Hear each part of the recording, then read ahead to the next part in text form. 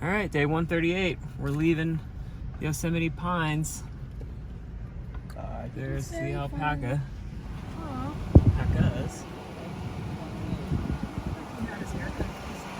They're putting in a duck pond. Yeah. All right, there it is. Little, oh, we gotta go on this other side.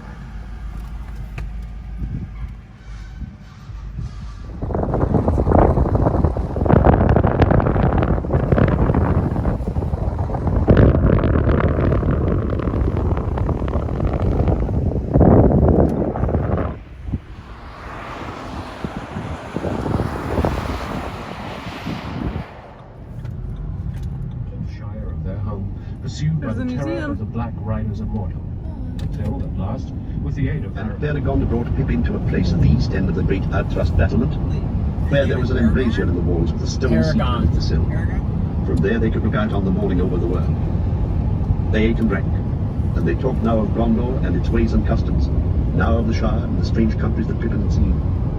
And ever as they talked, Beregond was more amazed, and looked with greater wonder. All these little like swinging his patches of short rock legs are as he sat so on the seat, cool. or standing tiptoe upon it. The ones even over over the there sea are that really lands cool. below. I will not hide from you, Master Peregrine, said Beregond, that to us you look almost as one of our children, a lad of 9 summers or so, and yet you have endured perils and seen marvels that few of our greybeards could boast of. I thought it was the will of our Lord to take you in noble age, after the manner of the kings of old, they said, but I see that it is not so, and you must pardon my foolishness. I do, said Pippin, though you're not far home. I'm still little more than a boy in the reckoning of my own people, and it will be 4 years yet before I come of age, as we say in the Shire. But don't bother about me. Come and look and tell me what I can see. The sun. All right. We are in the bustling little city of, I forget the name, Merced, California. And there was a Costco, and we need gas, and we need food. So we're getting food and gas. Kind of tight. We had to park pretty far away.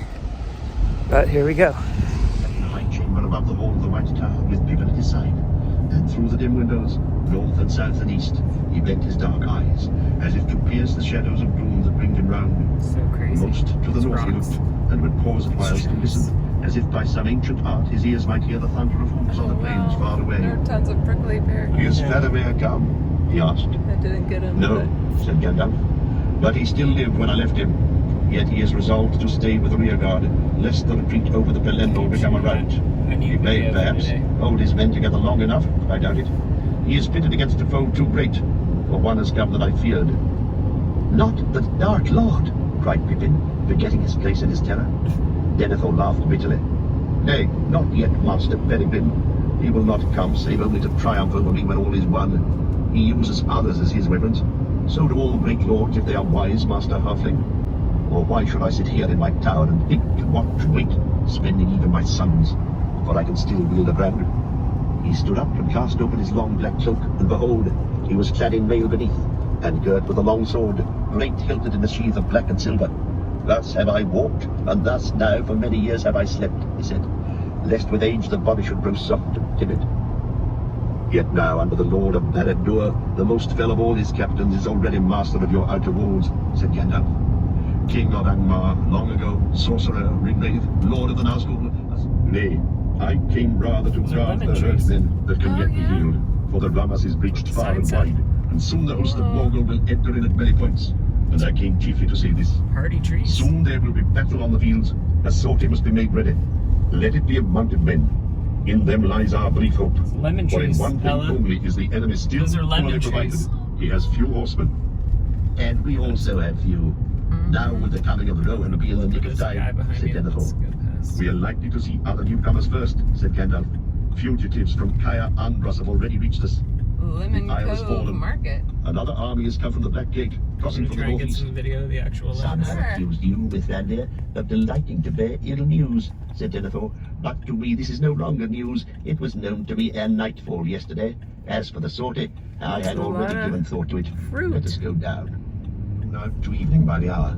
and the light was so dim that even far-sighted men upon the citadel could discern little clearly out upon the fields, save only the burnings that ever multiplied, and the lines of fire that grew in length and speed. That looks like At last, lemons. less than a mile from the city, a more ordered mass of men came into view, marching, not running, still holding together. He had lost a third of his men. And where was he? Last of all he came. His men passed in. The monk How'd they cut all those rocks? and at their rear, the banner of Don Amroth and the prince. And in his arms, before him on his horse, he bore the body of his kinsman. Oh, there's the lake.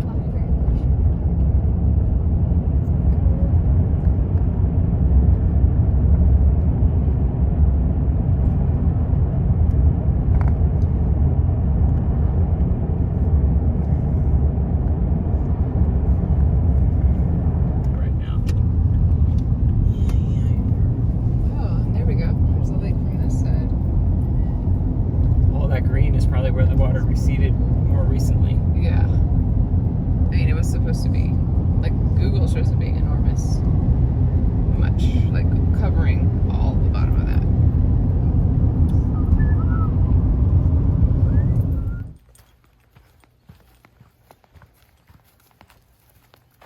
Oh wow, it's very shallow though.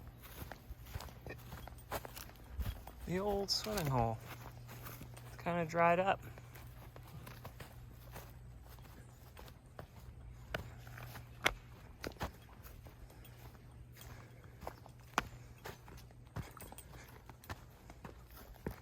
Oh, frogs.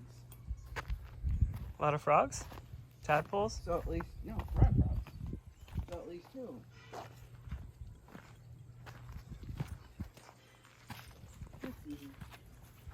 Dad, I'm gonna get out of that rock, okay? Just wait for a moment. Okay.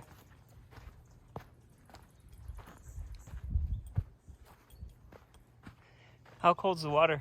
Oh, not yet. Oh, wow, there are a bunch of tadpoles.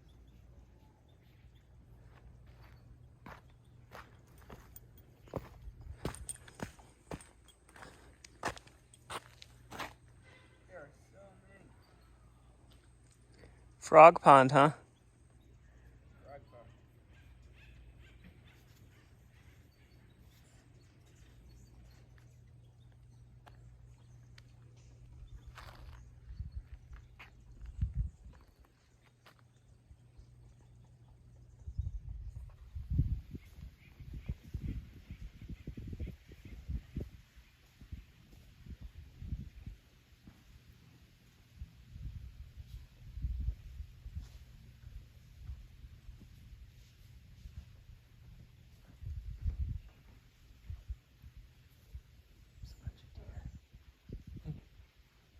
Don't startle them.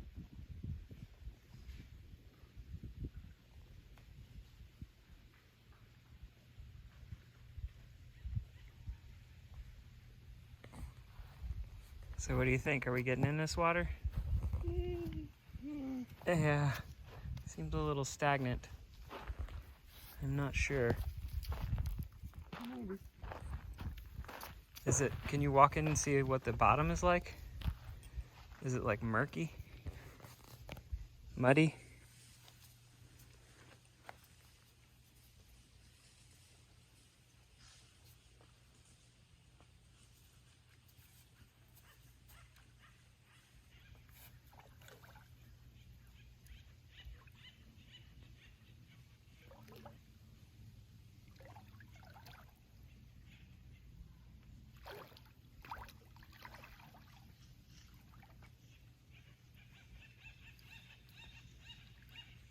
So what do you think?